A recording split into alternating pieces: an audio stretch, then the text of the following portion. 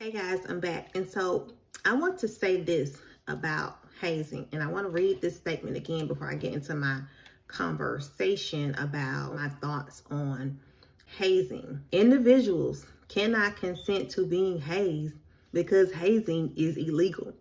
If you keep that in your mind, it will tell you a lot about these various incidents that take place, whether on a college campus, off a college campus, whether it's athletics, whether it's sororities and fraternities, whether it's academia, military. Hazing is illegal. No matter how you cut it, it is an illegal act. Caleb was not wrong to want to join a fraternity. Omega Psi Phi is a part of the collection of African American fraternities and African American sororities that encompass the Divine Nine, or it's called the D9. I'm a member of Delta Sigma Theta Sorority Incorporated. So he was not wrong for wanting to become a member of a fraternity, to champion social rights, to champion community change, to be a positive role model for other young kids who are looking at him. He was not wrong for that. He was not wrong to,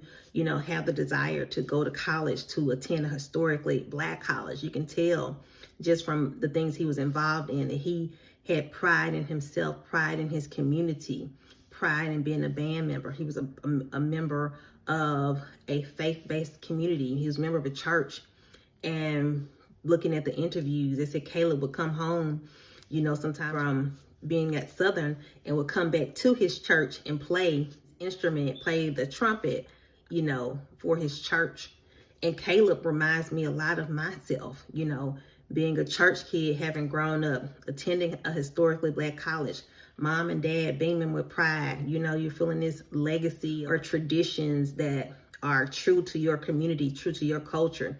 You've seen people growing up. He saw some cues, or he saw some men of Omega and said, I want to be like that. Maybe he was mentored. I don't know if his father is a member of Omega Psi Phi, but he saw something in the men of Omega Psi Phi that sparked that light. And he said, I want to be like you. So he was not wrong doing any of that. When I was in high school, I was involved with Delta Debutante. I was Miss Greenwood High. I was in so many different things. My neighbor across the street was a Zeta.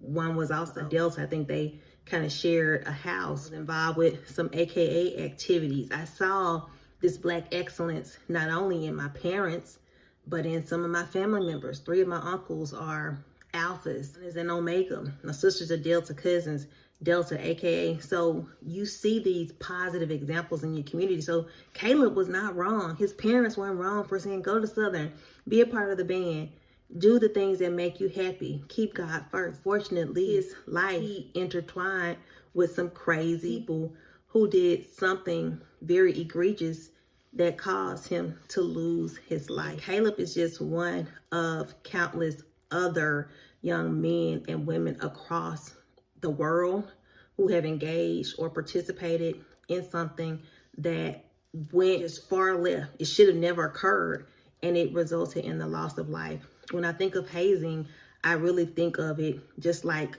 social media bullying.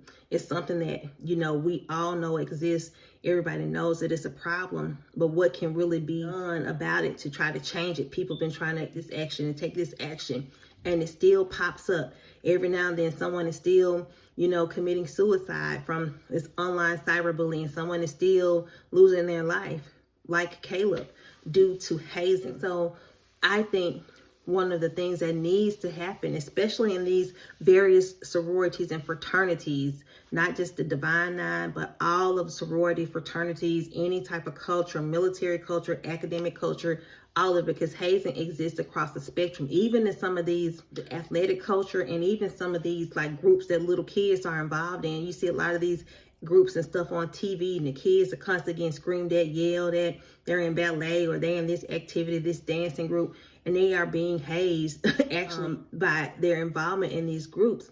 There needs to be a lot of education, and there needs to be some ethical parameters placed front of these organizations and with these schools, so that folks have a bigger understanding of the importance of not hazing and the true impact that if you choose to hate somebody, you are going straight to prison, hands down. And I think those conversations need to be shored up, because it will stop people to start thinking, I might potentially walk away with a felony if I do this. I think people will be more inclined to stop hazing. I think also individuals who participate in hazing will be more inclined to not participate, to say, you know what, I'm going to just not be a member of whatever group this is. But we know that when you're 17, 18, 19, you're in college, when you're young, and it really doesn't matter the age, we all make sometimes decisions and we don't really think them out, but we don't expect them to result in the loss of our life. And so I know for a fact Caleb didn't join Omega or express interest going into it thinking that he was going to lose his life. No one joins a sorority or fraternity or the military or an athletic group or club or a social activity thinking that it's going to cause you so much irreparable harm that someone may be burying you, you know, at some point in the near future.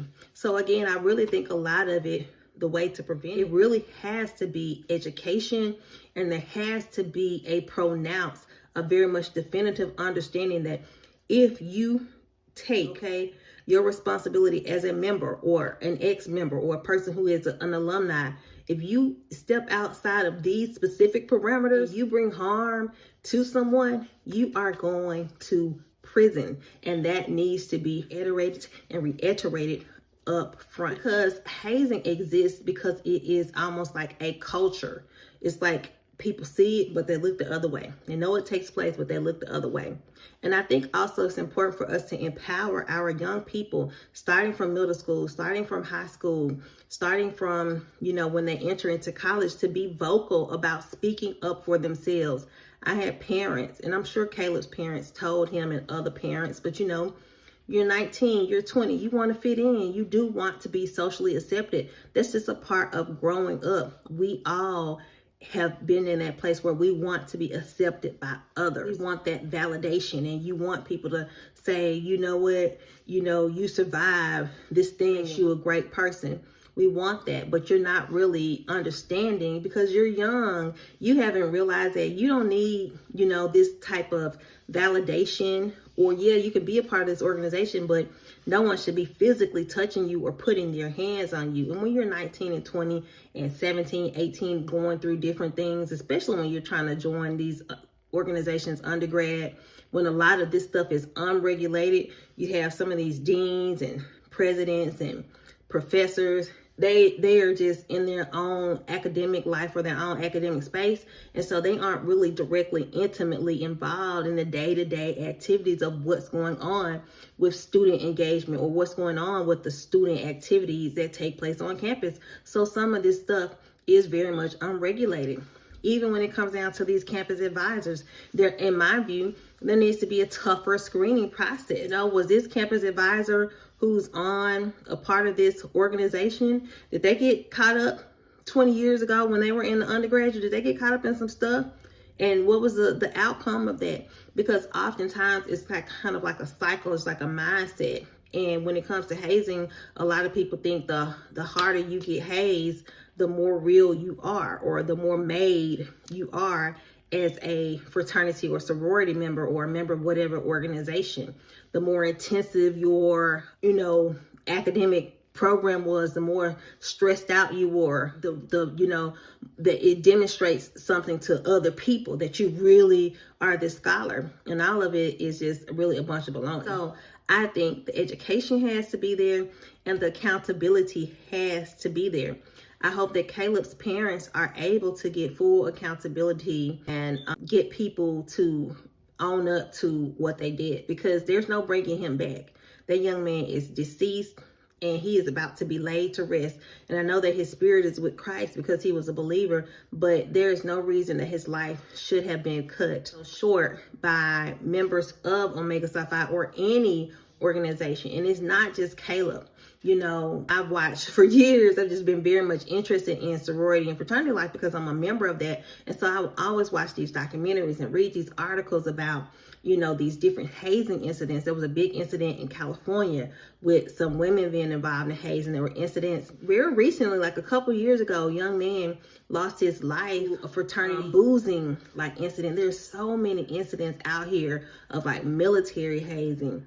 All of these things. I've always just been really interested in understanding like this culture, because I like to understand social and human behavior. So I really was interested in this culture. People are really like dying, and it's almost like it's being swept under the rug. But go pull up some of these news articles and start looking at some of the stuff that is out there. You'll be surprised at the number of incidents that have happened over the years that are public, but it's just, they occur, you know, sometimes in silence, or the news, it doesn't make the national news. Like Caleb's story is really big and pronounced, but some of these other stories, they've just passed away. But those parents are still dealing with the heartbreak of the reality that their child lost their life in college due to a hazing incident. And so what I tell my students who come to me, or they may say to me, you know, I'm thinking about this and that, I tell them what my mama, Cassie, this is my mama's little memorial card, and what my daddy, Charles, told me, my parents. You know who you are, Shani. You know what's right. You know what's wrong. You go down there and you make responsible decisions, and don't get yourself in no mess that you cannot get out of. And so I'm sure Caleb's parents were having those conversations with him. But, you know, when we're young, we just, you know, we get into things and sometimes we don't know how to get out of it. And it wasn't Caleb's fault. Those individuals who hit him and abused him and mistreated him, it was their fault. It's 100% on them, you know. And so we have to really start thinking about that. I would encourage my parents who are out there, if you watch this video, get all up in your kids' business, especially if they are pledging, if they are an hour or 2 hours away from you. You better know what's going on. Get up in their business. And kids, you know, if you're in college and stuff, and you know that you are joining these sororities and fraternities, and even though we say these things shouldn't exist, there's sometimes it's just like a big secret culture out there. You better make sure that, you know, you are walking a tight line, and make sure that you are aware of what hazing is. And if something doesn't feel right to you, you don't have to engage in anything. So I've always been a very much vocal person, speaking up for myself and, you know, saying, hey, buddy, I don't care who y'all are. This is what this is, you know, with me. And so it doesn't mean everyone is that same way. And Caleb seemed like a really sweet, endearing young man with a good heart, and, you know, who just wanted to be in the band and play his instrument and have fun with his band members and you know, just the people he was in the band with. And I understand that because I used to play the flute in high school, and I understand how fun sorority life is and how fun, you know, just being a member of the HBCU community is. You're looking forward to going to homecomings and stepping and strutting and just having so much fun and being a professional and fun and establishing these lifelong bonds. You don't think at 18, 19, 20 years old that, you know, your big brothers or your big sisters are going to be responsible for killing you. No one goes into it thinking that. So there's a lot of miseducation out there, a lot of misinformation, and sororities and fraternities are not bad. It is the people who are sometimes affiliated or sometimes involved with sororities and fraternities that give them a bad reputation, and the behaviors that they are bringing to the table. And sometimes when those behaviors aren't stopped, when the behaviors go unchecked, when the mindset of that nature is not checked, that's when you see these instances like you see with, unfortunately, with Caleb Wilson, that he lost his life.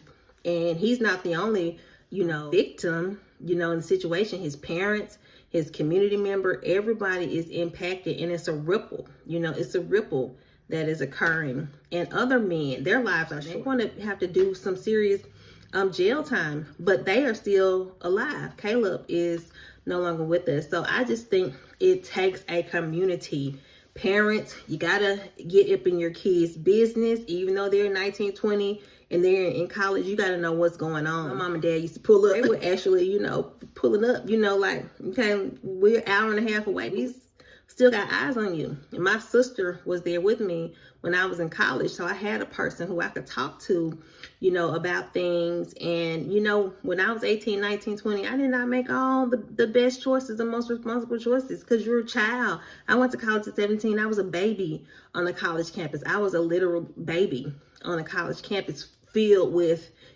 different people, some older, some younger.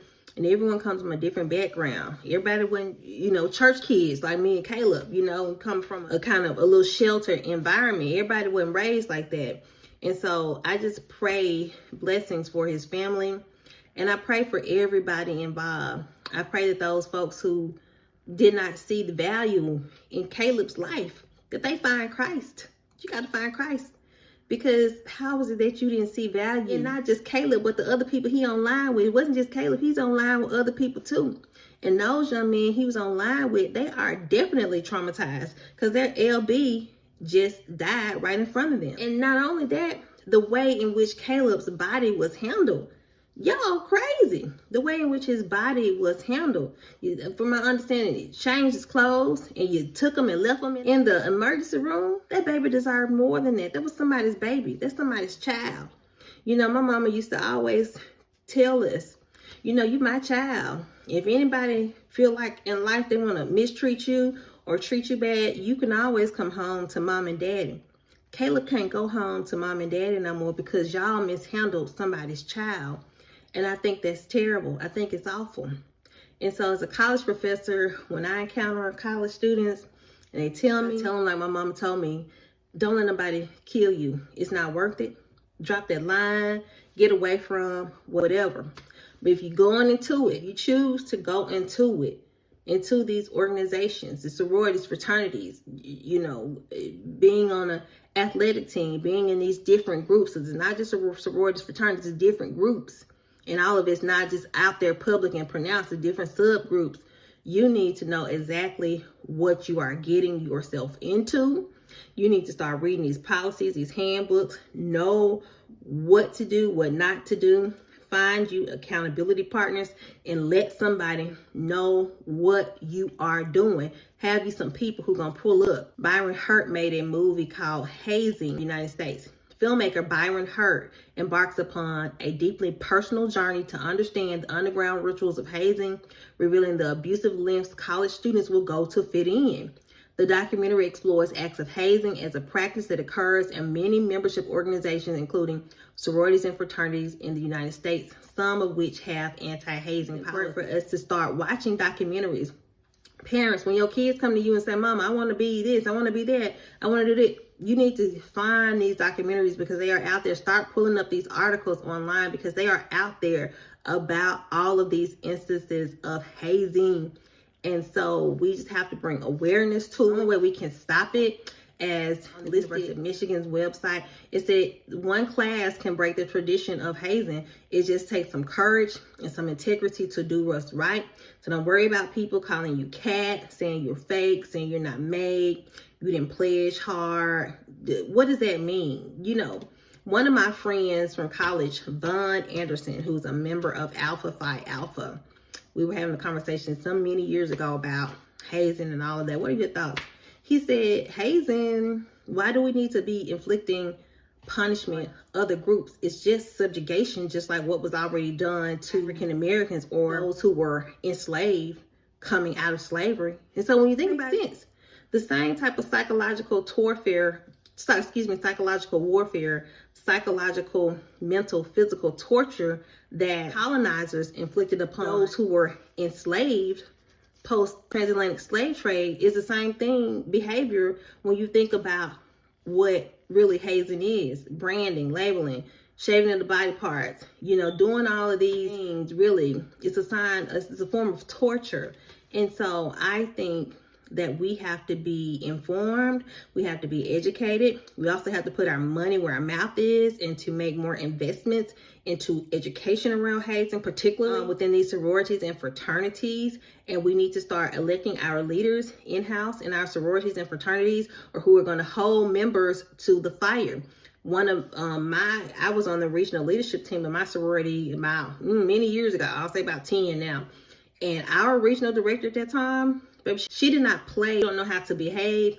We are not going to be liable as an organization for your behavior, your gang-like behavior. She was shutting it down. And I think we need more leaders like that particular woman in Delta, who's our regional director. I'll call her name Cheryl Turner. And she's now our second national vice president for the sorority. But Cheryl Turner does not play about hazing. And I think we need more people in these organizations like Cheryl Turner, and some of the leaders that I have seen in Delta who really are like not here, they ain't here for it, they ain't having it, no questions asked. You're going to get cut off campus, your chapter's going to get taken off the yard, you're going to get shut down. We're not with it. And I think we will see less incidences of individuals losing their life or being subjected to psychological harm. You cannot control what takes place off campus, but what we can do is start really evaluating some of our behaviors and mindsets. Some of the things I talk about in social work is cognitive behavioral therapy. Your behavior is influenced by your thoughts, right? So whatever you're thinking, you're going to start feeling it, and then you're going to carry out that behavior. That's CBT. And so if we can start doing more education, more training, but also backing that up with policies, this is our policy. And even though groups and sororities, fraternities have anti-hazing policies, we need to start talking about the legal repercussions, the legal implications, because you going to college, but is your goal to get your job and move to the next step, or is your goal to graduate college successfully, or is your goal to be a college alumni and then the next year, just because you want to hate somebody, you now 2 years later you are a convicted felon because of a lack of education and awareness, and really just a lack of humanity. What it comes down to, Caleb shouldn't have lost his life. None of the individuals from diverse backgrounds who have been victims of hazing should have lost their life. And so hazing exists. Is it going to stop? I absolutely do not believe it is going to stop. But I do think we who are members of these organizations, we who say we love our children and we love the community and want to shape the future, need to take a stance against these things. And I use my position as a professor to tell students, I'm going to tell you the truth. Listen, before you go somewhere, you better make sure you know what you're getting into. And I have these real honest conversations, because that's a way of me sounding the alarm. And some folks may say, well, you shouldn't be doing it. If you come to me, I'm not going to come to you. But if somebody comes to me and wants to know, like, how do I protect myself, I'm going to tell you what my mama told me. Don't let nobody kill you. I ain't seen you down there at college. Let nobody kill you. Don't put their hands on you. These are the actions that mama and daddy are telling you to take if you find yourself in a position of harm. If someone is harming, you call mama and daddy and you do X, Y, and Z. And so I'm sure Caleb's parents did that as well. But the individuals who decide to be whatever they were, exert their power and control, did that, and it resulted in his life. So those are some of my thoughts, my jumbled thoughts on hazing. And I'm just going to continue to lift up the Wilson family and all of those families who I have read about over the years and years who have been impacted by hazing, because it's not just Caleb's family, it's so many other families from diverse communities and people who still are living with that PTSD from having been hazed and mistreated and talked about, and all those different things that take place across a variety of organizations. It's not just sororities and fraternities, specifically in academia. It really does occur. That mean girl culture, that mean guy behavior, that stuff still takes place in various organizations. So those are my thoughts. I hope this video is helpful. Check out the documentary by Byron Hurt. It's hazing. It is what it is. He lays it out. So it is out there. It's been out there since 22. And also read up for yourself if you are thinking about joining these sororities and fraternities, whether it's a D9, whether it's a diverse cultural group or organization. It can occur that All those behaviors that I talked about, humiliation, degradation, ridicule, all of that stuff, the online bullying, all of those things can be defined as hazing. Go to the University of Michigan. They have a beautiful explanation of what hazing is. Protect yourself, protect those you love, and don't be afraid to speak up and to speak out and protect your life, okay? Because you matter, you are worthy. No letters is not worth it. You losing your life. You have a bright future ahead of you. So let us use Caleb's life and the lives of so many others that have been impacted by hazing. Let's use what we know now to make more informed decisions and to be advocates against those things which really perpetuate the legacy of slavery, particularly as, dealing with African-American sororities and fraternities, but also that just perpetuate degradation and mistreatment of other people when it involves any type of culture or organization. So those are my thoughts. Thank you so much for watching this video, and please keep the Wilson family in your prayers. We love you, Caleb.